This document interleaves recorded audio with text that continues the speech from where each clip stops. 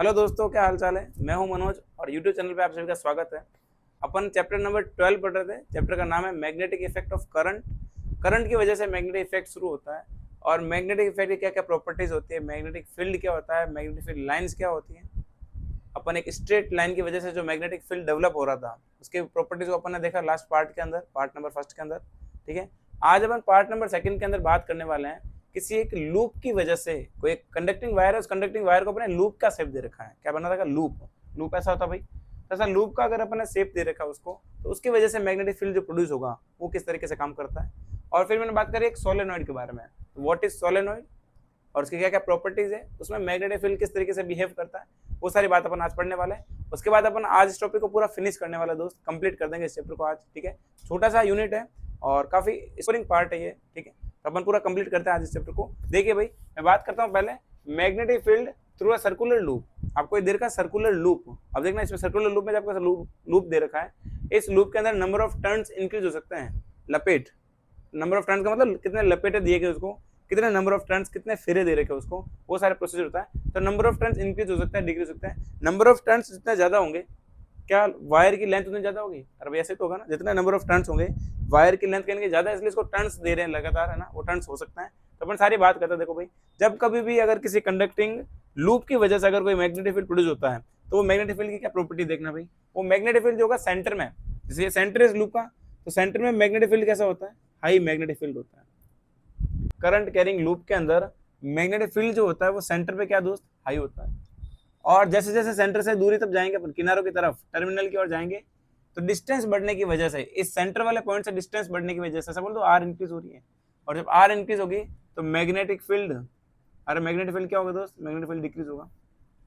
तो जब सेंटर से आप टर्मिनल पार्ट की ओर, पेरिफेरी की ओर जब आप जाओगे, तो आपका ऑटोमेटिकली मैग्नेटिक फील्ड डिक्रीज होता है। और मैंने आपको लास्ट पार्ट के अंदर बता रखा है, मैग्नेटिक फील्ड अगर डिक्रीज होता है तो जो मैग्नेटिक फील्ड की लाइंस होती है वो लाइंस अपनी हो जाएगी सर्कुलर। कैसे हो जाएगी?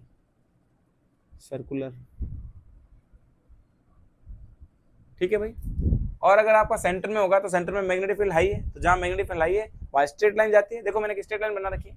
मैग्नेटिक फील्ड हाई होने की वजह से मैग्नेटिक फील्ड लाइन कैसी हो रही है? स्ट्रेट जाएगी, बिल्कुल एकदम लीनियरली जाती है, स्ट्रेट जाती है। लेकिन देखो, जैसे जैसे मैं नीचे की तरफ जा रहा हूँ, ये लाइंस मोर सर्कुलर होती जा रही है और आगे जाकर पूरा सर्कल ही बन जाती है। ये इसकी प्रॉपर्टी है पूरी, ये इस कंडक्टिंग लूप की प्रॉपर्टी है। ठीक है, ध्यान रखना आप लोग। जैसे जैसे सेंटर से डिस्टेंस बढ़ती है, मैग्नेटिक फील्ड लाइंस सर्कुलर हो जाएगी और डिस्टेंस कम होगी तो वो स्ट्रेट की तरफ मूव होना शुरू हो जाती है। कुछ पॉइंट्स पढ़ लेते हैं इनके बारे में, देखना। सर्कुलर लूप के सेंटर में जो होता है मैग्नेटिक फील्ड क्या होगा? हाई होगा। अरे यही पॉइंट में लिखा है, सर्कुलर लूप का जो सेंटर है उसमें मैग्नेटिक फील्ड क्या होगा? हाई होगा। फिर मैंने लिखा a terminal of loop, loop के टर्मिनल पार्ट पर मैग्नेटिक फील्ड लो हो जाएगा, कम हो जाएगा। ठीक है। In centre magnetic field line passes straight line. Centre के अंदर मैग्नेटिक फील्ड लाइन कैसे निकल रही है? एकदम स्ट्रेट लाइन निकल रही है, एकदम लीनियर लाइन निकल रही है वहां से। लेकिन टर्मिनल पार्ट पे क्या हो जाएगा? वो लाइंस कैसे हो जाएगी? लाइंस बिकम्स मोर सर्कुलर, ज्यादा सर्कुलर हो जाएगी। रीजन, वहां मैग्नेटिक फील्ड डाउन हो रहा है। लास्ट में एक पॉइंट देखा, देखना, इंपॉर्टेंट पॉइंट मैंने आपको बता रखा है, जो मैंने आपको बताया था। अभी मैंने आपको बताया नंबर ऑफ टर्न्स के बारे में। नंबर ऑफ टर्न्स हो सकते हैं, लपेटे हो सकते हैं, फेरे हो सकते हैं। इस लूप को 4, 5, 10, 20, 100, 200 टर्न्स दे सकते हैं। जितना नंबर ऑफ, जितना कंडक्टिंग वायर बड़ा होगा उसके हिसाब से इसको टर्न्स देते हैं। जितना आप टर्न दोगे उतनी चार्ज फ्लो ज्यादा होगी, और जितनी चार्ज फ्लो ज्यादा होगी कहीं ना कहीं क्या होगा उसके अंदर दोस्त? नंबर ऑफ टर्न्स बढ़ने से क्या हो जाएगा? मैग्नेटिक फील्ड भी बढ़ता है। तो मैंने लिखा point, magnetic field is directly proportional to number of turns. अगर मैं नंबर ऑफ टर्न्स को एन से डिनोट करता हूँ, किससे डिनोट करता हूँ? एन से। अगर आपका नंबर ऑफ टर्न एन है, मान लो एन का मतलब एन की वैल्यू मैंने आपको दे दी 5, तो मैग्नेटिक फील्ड को 5 टाइम से मल्टीप्लाई कर दो। मैग्नेटिक फील्ड को 5 से मल्टीप्लाई कर दो। अगर आपको मैंने number of turns equal to 100, जो भी आपका मैग्नेटिक फील्ड है उसको 100 से मल्टीप्लाई कर दो। क्या लिखा देखो, magnetic field equal to N into magnetic field. जो भी आपका नंबर ऑफ टर्न्स होगा उसको उस मैग्नेटिक फील्ड की वैल्यू से मल्टीप्लाई कर दो। आपका क्या आ जाएगा दोस्त? जो न्यू मैग्नेटिक फील्ड होगा टर्न्स की वजह से, वो सारा आपका इस तरीके से आ जाएगा। तो ये आपको पूरी कहानी क्लियर होती है, magnetic field due to a circular loop. एकदम क्लियर है। Top class. कुछ पॉइंट्स आपको ध्यान रखना है, इसके इससे बाहर कुछ भी नहीं आना है, इतना ही रहेगा सब कुछ मटेरियल। ठीक है, आगे बात करते हैं सोलेनॉइड के बारे में। किसके बारे में बात करते हैं दोस्त? सोलेनॉइड। पहले तो बता दो सोलेनॉइड है क्या। तो सोलेनॉइड होता है एक सिलेंड्रिकल पाइप है। सोलेनॉइड एक सिलेंड्रिकल पाइप होता है। उस पाइप पे आपने कंडक्टिंग वायर लपेट रखा है। क्या लपेट रखा है? कंडक्टिंग वायर आपने उसमें रैप्स कर रखा है, लपेट रखा आपने। और उस सिलेंड्रिकल पार्ट के अंदर एक लोहे की रॉड होती है। अब देखना, आपने उसको सर्किट से जोड़ रखा है, क्या कर रखा है, उस पूरे सिस्टम को, उसी को बोलते हैं सोलेनोइड, और आपने उस पूरे सोलेनोइड को सर्किट से जोड़ रखा है। जब आप इलेक्ट्रिसिटी फ्लो करोगे तो क्या वो नंबर ऑफ टर्न्स के अकॉर्डिंग करंट फ्लो होगी? अरे भाई, जो उसने आपने रैप कर रखा था कंडक्टिंग वायर, उसके अकॉर्डिंग क्या होगी, करंट फ्लो होगी, और जितनी करंट फ्लो होगी उतने क्या होगा उसके अंदर, मैग्नेटिक फील्ड प्रोड्यूस होगा। तो देखना आगे की बात मैं आपको समझाता हूँ। अब मेरे पास में सोलेनोइड है, क्या है दोस्त, सोलेनोइड है, और इसमें मैंने ये लगा रखी है आयरन की जो रॉड, मैं आपको बोल रहा था कि आयरन की रॉड लगी होती है, ये आयरन की रॉड लगा रखी है मैंने, ठीक है। ये मैंने नंबर ऑफ टर्न्स दे रखे हैं, ये क्या है, नंबर ऑफ टर्न्स किसके होता है, ये कंडक्टिंग वायर के, ये नंबर ऑफ टर्न्स दे दी मैंने, ठीक है। अब मैं जैसे इसको सर्किट से जोड़ता हूँ तो ये मैग्नेटिक फील्ड प्रोड्यूस करता है, क्या करता है, मैग्नेटिक फील्ड प्रोड्यूस करता है। देखना कैसा काम करेगा ये, तो देखो करंट जैसे फ्लो हो रही है, सब कुछ करंट घूमती रहेगी इसके अंदर से, ठीक है। बहुत इंटरेस्टिंग बात है और बहुत इंपॉर्टेंट है ये सोलेनोइड, किस तरीके से काम करता है देखिए भाई। जैसे आप करंट फ्लो करोगे, यहाँ पर क्या प्रोड्यूस हो रहा है, यहाँ प्रोड्यूस हो रहा है मैग्नेटिक फील्ड, क्या प्रोड्यूस हो रहा है, मैग्नेटिक फील्ड, ठीक है भाई। मैग्नेटिक फील्ड की क्या प्रॉपर्टीज होगी, तो देखिए भाई, इस पूरे सोलेनोइड के अंदर मैग्नेटिक फील्ड जो होता है यूनिफॉर्मली डिस्ट्रीब्यूट होता है, कैसा होता है, यूनिफॉर्मली डिस्ट्रीब्यूटेड है। यूनिफॉर्म का मतलब होता है एक समान। देखो जैसे मैंने आपको बताया ना, इसमें देखना लूप के अंदर क्या हो रहा था भाई, यहाँ पर जैसे डिस्टेंस बढ़ेगी तो मैग्नेटिक फील्ड कम हो रहा था, तो ये सर्कुलर लाइंस में हो रही थी, सेंटर पे स्ट्रेट लाइन, वापस नीचे की तरफ सर्कुलर लाइन।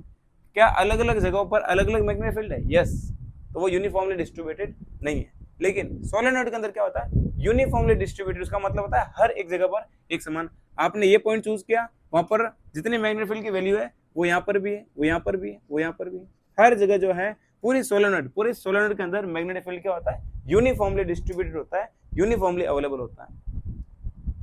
तो जितनी वैल्यू होगी पूरे सोलेनोइड के अंदर मैग्नेटिक फील्ड इक्वल होता है, ठीक है भाई। मैग्नेटिक फील्ड इक्वल है और मैग्नेटिक फील्ड हाई भी है। मैग्नेटिक फील्ड कंपैरेटिवली यहाँ के कंपैरिजन में मैग्नेटिक फील्ड क्या होता है, हाई होता है और इक्वल होता है, यूनिफॉर्मली डिस्ट्रीब्यूटेड होता है। और जब मैग्नेटिक फील्ड इक्वल है तो क्या सारी लाइन स्ट्रेट जाएगी, मैग्नेटिक फील्ड इक्वल भी है और हाई भी है, तो क्या सारी लाइनें स्ट्रेट जाएगी, यस। देखो भाई, जहाँ मैग्नेटिक फील्ड हाई होता है वहाँ लाइन कैसे जाती है, मैग्नेटिक फील्ड लाइन जाती है स्ट्रेट। यहाँ पर मैग्नेटिक फील्ड क्या है भाई, हाई है और सभी जगह इक्वल है, तो सारी जो लाइन्स निकलती है इसमें से, वो सारी लाइन कैसे निकलेगी, वो सारी लाइन्स स्ट्रेट लाइन में निकलती है, कैसे निकलती है, स्ट्रेट लाइन में। अब यहाँ आने के बाद में थोड़ा मैग्नेटिक फील्ड क्या हो गया, कम हो गया, इसलिए कैसे जाएगी, सर्कुलर फॉर्म में। तो मैग्नेटिक, तो सोलेनोइड के बाहर जो है थोड़ा मैग्नेटिक फील्ड डाउन होगा, पूरे सोलेनोइड के अंदर magnetic field equal, uniformly distributed और हाई होता है। इसलिए लाइंस कैसे होती है, वहां पर सारी स्ट्रेट लाइन होती है। कुछ पॉइंट्स अपन पढ़ते देखना सोलेनोइड के बारे में, काफी इंटरेस्टिंग पॉइंट है भाई, देखना सोलेनोइड होता क्या है, तो the cylindrical structure in which current carrying wire is wrapped on its surface. Cylindrical structure है, उस स्ट्रक्चर पर आपने करंट कैरिंग वायर को लपेट रखा है और उसके अंदर एक आपने क्या फिट कर रखा है, आयरन की रॉड को, ये अपना सोलेनोइड है। अब देखना सोलेनोइड में क्या क्या प्रॉपर्टीज होती है वो सारा समझना भाई। In the solenoid magnetic field is uniformly available it everywhere. पता है पॉइंट, सोलेनोइड में हर जगह पर जो मैग्नेटिक फील्ड हो इक्वल होगा, यूनिफॉर्मली डिस्ट्रीब्यूटेड होगा, यूनिफॉर्मली अवेलेबल होगा, ठीक है। आगे देखो, in solenoid all magnetic fields are straight lines. Solenoid के अंदर जितनी भी मैग्नेटिक फील्ड लाइंस होगी वो सारी स्ट्रेट लाइन वाली होगी, रीजन वहां मैग्नेटिक फील्ड का अमाउंट इक्वल है, सेम है, इसलिए सारी लाइन स्ट्रेट लाइन में जाएगी, ठीक है दोस्त। कहानी क्लियर। आगे देखना, मैग्नेटिक फील्ड जो होता है वो आई मतलब करंट है, तो मैग्नेटिक फील्ड करंट के क्या है, प्रोपोर्शनल है। अगर आपकी करंट बढ़ेगी मैग्नेटिक फील्ड भी बढ़ेगा। अरे भाई करंट बढ़ेगी तो क्या बढ़ेगा, मैग्नेटिक फील्ड भी बढ़ेगा। सर आपने इस आयरन रोड का काम कुछ बताया ही नहीं, बोला आपने कॉपर वायर आपने लपेट रखा है, फिर कंडक्टिंग वायर लपेट रखा आपने, ठीक है। इस आयरन रोड का आपने कहीं यूज नहीं बताया, क्यों डाली सर इसको यहाँ पर, क्या जरूरत पड़ी इसकी? इसको बोलते हैं इलेक्ट्रोमैग्नेट। क्या बोलते दोस्त, इलेक्ट्रोमैग्नेट। तो अपनी जो नेक्स्ट हेडिंग लिख रखी है इलेक्ट्रोमैग्नेट, वो मैं आपको समझाता हूँ किस तरीके से काम करता है। तो देखना, इलेक्ट्रोमैग्नेट का मतलब होता है कि एक्चुअल वो इलेक्ट्रिसिटी से मैग्नेट बन रहा है, एक्चुअली वो मैग्नेट नहीं है ना, उसका नेचर मैग्नेट वाला नहीं है। जैसे आयरन की रोड है, लोहे की रोड है, क्या वो मैग्नेट का काम करेगा? अभी नहीं कर रहा है, लेकिन जैसे मैं उसके अंदर करंट सप्लाई करूंगा, सोलेनोइड के अंदर वो फिट कर रखे हैं, जैसे मैं सोलेनोइड में करंट सप्लाई करता हूँ तो करंट फ्लो होने की वजह से इस पूरे सोलेनोइड में मैग्नेटिक फील्ड प्रोड्यूस होगा, और जब पूरी सोलेनोइड में मैग्नेटिक फील्ड प्रोड्यूस होगा तो फिर क्या होगा, तो वो जो आयरन की रोड है वो भी मैग्नेट के जैसा बिहेवियर करेगी। आयरन की रोड नॉर्मली तो मैग्नेट नहीं है, लेकिन जैसे आपने सोलेनोइड में फिट किया, सोलेनोइड में आपने करंट को फ्लो किया, अब वो जो आयरन की रोड है वो भी क्या करेगी यार, वो मैग्नेट बन जाएगी। क्या बन जाएगी? मैग्नेट। और जब मैग्नेट बनेगी, क्या वो इलेक्ट्रिसिटी की वजह से मैग्नेट बन रही है? क्या वो नेचुरली मैग्नेट है? नहीं, वो इलेक्ट्रिसिटी की वजह से मैग्नेट बन रही है, इसलिए इसको बोलता है इलेक्ट्रोमैग्नेट। एकदम क्लियर हो रहा है ना, सारी चीजों को एकदम शानदार तरीके से एक्सप्लेन किया जा रहा है। आई होप आपको प्रॉपर वे में सब कुछ समझ में आ रहा होगा।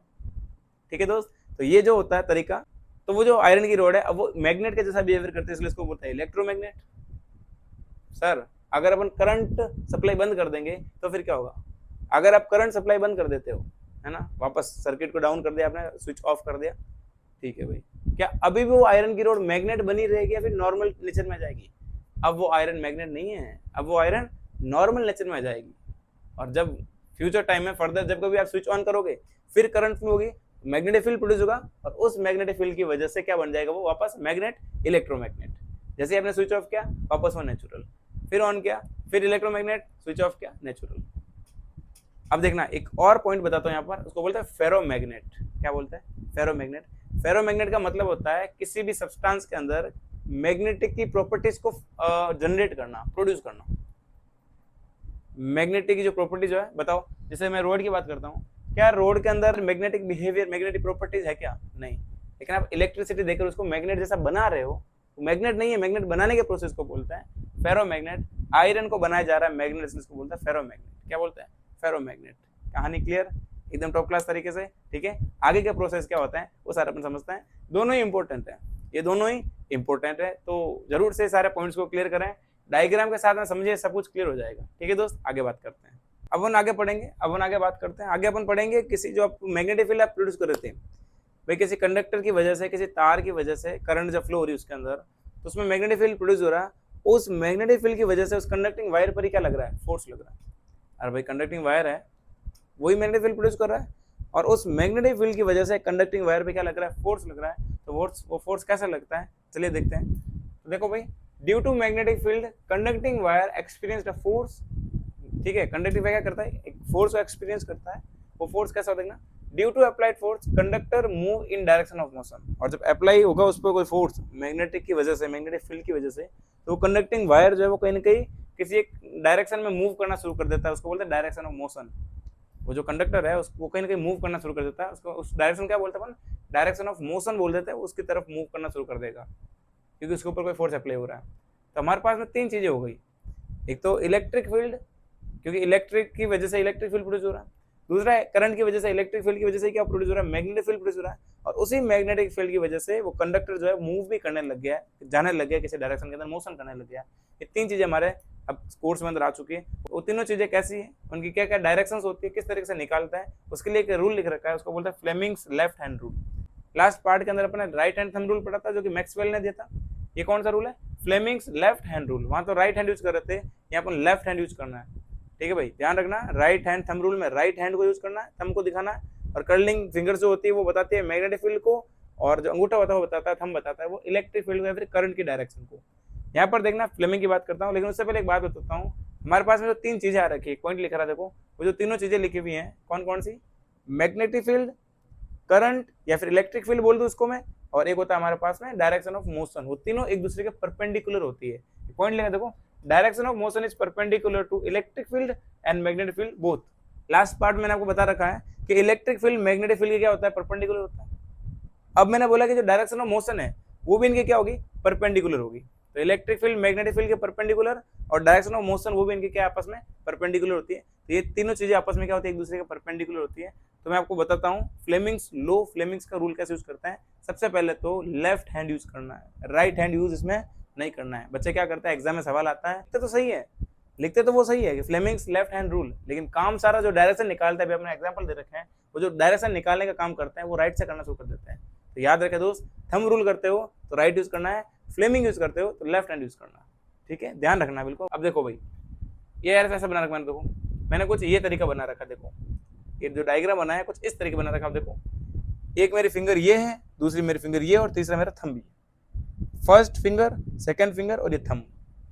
थंब किसको रिप्रेजेंट करता है? थंब मोशन को रिप्रेजेंट करता है, डायरेक्शन ऑफ मोशन को। जो कंडक्टर मूव कर रहा था, मोशन में आ रहा था, उस मोशन को रिप्रेजेंट करता है थंब। अब देखो क्या ये दोनों आपस में परपेंडिकुलर है?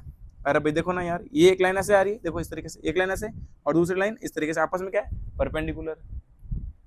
ये अपना बताएगा मैग्नेटिक फील्ड को। जो फर्स्ट लाइन है, फर्स्ट अपनी जो फिंगर है, फिंगर क्या बताती है? मैग्नेटिक फील्ड को बताती है। फर्स्ट से फील्ड, मैग्नेटिक फील्ड, इस फर्स्ट फिंगर को इंडेक्स भी बोलते हैं, क्या बोलते हैं, इंडेक्स भी बोलते हैं।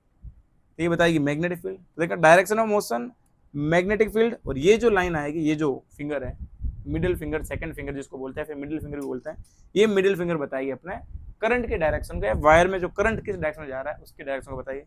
तो करंट के डायरेक्शन बताएगी, वायर में करंट किस डायरेक्शन में मूव कर रहा है उसको बताएगी। या फिर मैं इसको इलेक्ट्रिक फील्ड भी बोल सकता हूँ, क्योंकि करंट की वजह से क्या प्रोड्यूस हो रहा है, इलेक्ट्रिक फील्ड।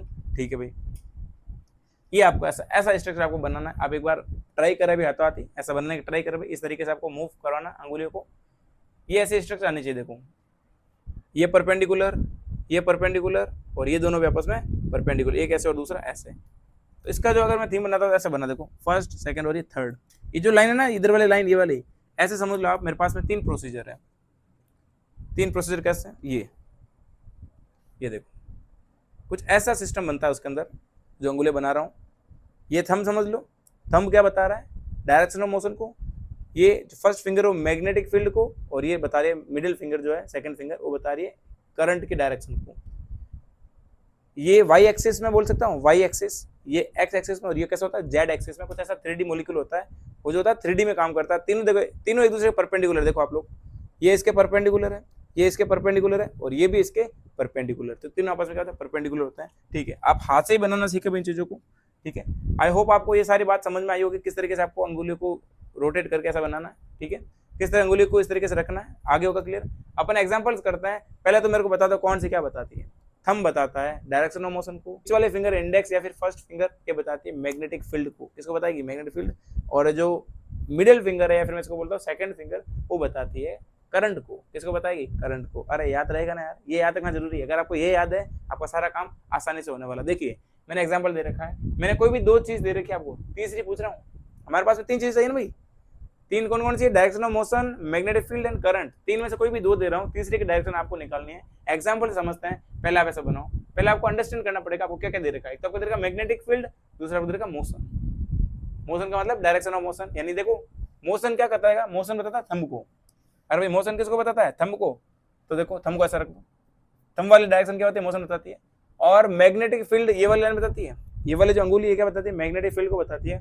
आप इस तरीके से अरेंज करो कि ऊपर की तरफ तो मैग्नेटिक फील्ड हो और इधर की तरफ क्या हो, मोशन। क्या मैं ऐसे अरेंज करूंगा, देखो आप समझो खुद। देखो ये थंब की डायरेक्शन है जो क्या बताएगी, मोशन ऑफ डायरेक्शन। ये इस फर्स्ट फिंगर की डायरेक्शन बता रही है मैग्नेटिक फील्ड को। तो अपना ऐसा डायग्राम हो गया। ये वाली जो अंगुली आ रही है मिडिल फिंगर, ये जा रही है अंदर की तरफ। अरे कहाँ जा रही है, अंदर की तरफ। इसका मतलब जो इलेक्ट्रिक करंट है वो अंदर की तरफ मूव हो रहा है, ऐसा कुछ स्ट्रक्चर बन रहा है। तो मैं लिख दूंगा करंट जो होगा वो अंदर की तरफ होगा, अंदर की तरफ को क्रॉस से डिनोट करता है। कैसे करते हैं, क्रॉस। ठीक है, तो ये अंदर की तरफ होगा, तो मैं लिख देता हूं अंदर की तरफ में इनसाइड बोर्ड प्लेन। आप क्या लिख सकते हो, इनसाइड पेपर प्लेन। मेरा भी बोर्ड का प्लेन है, मैंने बोर्ड प्लेन दिया। आप पेपर प्लेन लिख सकते हो, पेपर के प्लेन के इनसाइड है, अंदर की तरफ है। ठीक है भाई, या फिर मैं इनसाइड जो होता है अंदर की तरफ, उसको मैं से क्रॉस से डिनोट करता हूँ। कैसे करता हूँ, क्रॉस से। कोई भी चीज अगर कोई भी फील्ड अगर अंदर जाता है तो उसको क्रॉस से डिनोट करता है, क्रॉस से। अगर बाहर आएगा तो उसको डॉट से डिनोट करते हैं। अभी बताऊंगा, देखो इसका मतलब हो गया इनसाइड, और इस डॉट का मतलब हो गया आउटसाइड। ठीक है, ये ध्यान रखें आप। तो इनसाइड और आउटसाइड, तभी मैं क्रॉस से बता दिया, फिर मैंने लिख ही दिया इनसाइड बोर्ड प्लेन। आप लिखना इनसाइड कॉपी पेपर प्लेन। ठीक है, अगला सवाल देखो, अगला कैसा करता है। अगला सवाल में भी नोटिस करो, पहले आपको दिया क्या क्या है। पहले आपको देखा, एक तो आई दे रखा है करंट, और दूसरा को दे रखा मोशन। आपको करंट दे रखा है, करंट के डायरेक्शन में जो भी अंगुली, ये होती है करंट वाली, ये होती है मोशन वाली। इनको अरेंज करो, क्या कुछ इस तरीके से अरेंज हो रही है। देखो ये करंट है नीचे की तरफ, आई होप आपको दिख रहा होगा कैमरे में।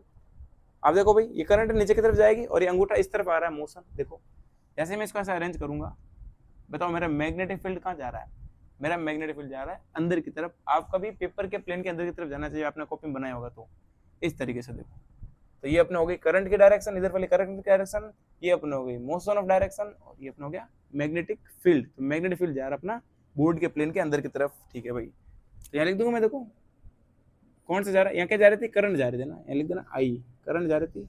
यहाँ अंदर की तरफ जाएगा मैग्नेटिक फील्ड, मैग्नेटिक फील्ड, और ऐसे क्रॉस बना देते, तो क्रॉस का मतलब है इनसाइड है, इनसाइड बोर्ड प्लेन। अरे क्लियर हो रहा है ना? आप जरूर से प्रैक्टिस करें, वीडियो को देखिए, एक बार वापस पीछे लेके देखो कि नहीं आ रहा तो वीडियो को देखिए और प्रैक्टिस करिए भाई। प्रैक्टिस करने से सारी चीजें सॉल्व होती है, ठीक है। अब देखो आगे 2 एग्जांपल और दे रखे हैं। ये एग्जांपल, इस टाइप का एग्जांपल एनसीईआरटी में भी दे रखा है, तो पूछने के ज्यादा चांसेस रहते हैं, ठीक है भाई। देखो कैसा करते हैं इसको। इस तरफ दे रखी है मेरे को डायरेक्शन ऑफ इलेक्ट्रॉन। ये जो 3 लाइनें बनाई है किसकी डायरेक्शन है? ये इलेक्ट्रॉन की डायरेक्शन है। अरे किसकी डायरेक्शन दोस्त? इलेक्ट्रॉन की डायरेक्शन। इलेक्ट्रॉन इस डायरेक्शन में मूव कर रहा है और हमें पता है इलेक्ट्रॉन के ऑपोजिट डायरेक्शन में करंट फ्लो होती है। अगर इलेक्ट्रॉन इस डायरेक्शन में फ्लो हो रहा है, current is just opposite, just इस डायरेक्शन में फ्लो होगी करंट। तो जब इलेक्ट्रॉन यूं जाएगा तो करंट यूं जाएगी, और जब करंट यूं है तो मैं एक लाइन बना देता हूँ जो आपको करंट की दिशा को, करंट की डायरेक्शन को बताएगी। ये आपको बता रही है करंट की डायरेक्शन को, ये आपका आई है। दूसरा आपको दे रखा मैग्नेटिक फील्ड, और आपको मैग्नेटिक फील्ड दे रखा ऊपर की तरफ, देखो ठीक है भाई। तो अरेंज करो इसको इस तरीके से। यहाँ बतानी है आपको ये वाली लाइन, ये वाली फिंगर आपको इस तरफ रखनी है और ऊपर आपको रखनी पड़ेगी मैग्नेटिक फील्ड की लाइन। तो क्या ऐसा अरेंज करूं? देखो ऐसा अरेंज कर दूंगा। अरे भाई इलेक्ट्रिक फील्ड इस तरफ जा रहा है और मैग्नेटिक फील्ड ऊपर की तरफ, तो जो डायरेक्शन ऑफ मोशन होगी, कंडक्टिंग वायर किस तरफ मूव करेगा, वो करेगा बोर्ड के प्लेन के अंदर की तरफ, ठीक है। तो यहाँ पर भी अंदर की तरफ आ रहा, तो लिख देना आप यहाँ पर भी इनसाइड बोर्ड प्लेन, या फिर मैं ऐसे लिख दूं, देखो मोशन, वो जो मोशन होगा वो कहाँ होगा? मोशन होगा क्रॉसवर्ड, अंदर की तरफ क्रॉस कर देना भाई, है ना। मोशन क्रॉस की तरफ जाएगा, अंदर की तरफ जाएगा।